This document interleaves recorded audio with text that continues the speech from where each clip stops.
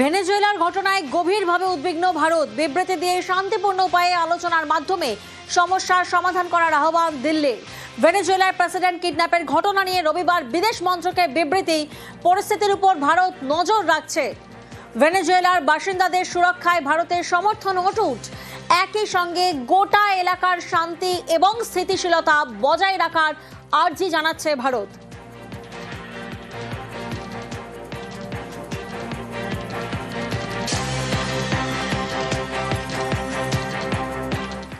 স্বাধীন দেশের উপর হামলা আমেরিকার। আন্তর্জাতিক আইন লঙ্ঘনের অভিযোগ। আগ্রাসনের হামলা বলে মত আন্তর্জাতিক সম্পর্ক বিশেষজ্ঞের। রাষ্ট্রসংঘের যে আর্টিকেল আছে, চার্টার আছে, ইভেন চার্টার যাকে বলে, সেই চার্টারে 2 নম্বর ধারা বলছে যে কোনো স্বাধীন দেশ অন্য কোনো স্বাধীন দেশকে হুমকি দিতে পারে না, আক্রমণ করতে পারে না। আমেরিকা সেটা করল।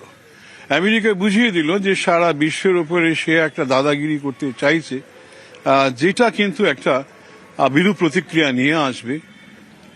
চীন এবং রাশিয়া যেভাবে ধিক্কার জানিয়েছে এবং রাশিয়া বলেছে যে এরপরে হয়তো পরমাণু অস্ত্রই একমাত্র হাতিয়ার তাকে করতে হবে।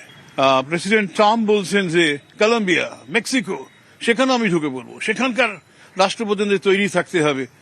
যা জিনিস আজকে আমরা ভেনেজুয়েলায় করেছি, নিকোলাস মাদুরোর জন্য করেছি, এই একই জিনিস অন্য দেশেও হতে পারে। এর ফলে কিন্তু অবস্থা কিন্তু ভয়াবহ দিকে যাচ্ছে বলে আমার ধারণা। তো সারা বিশ্বের আমেরিকা বিরোধী যে শক্তিগুলো রয়েছে তারা কিন্তু ঐক্যবদ্ধ হতে পারে।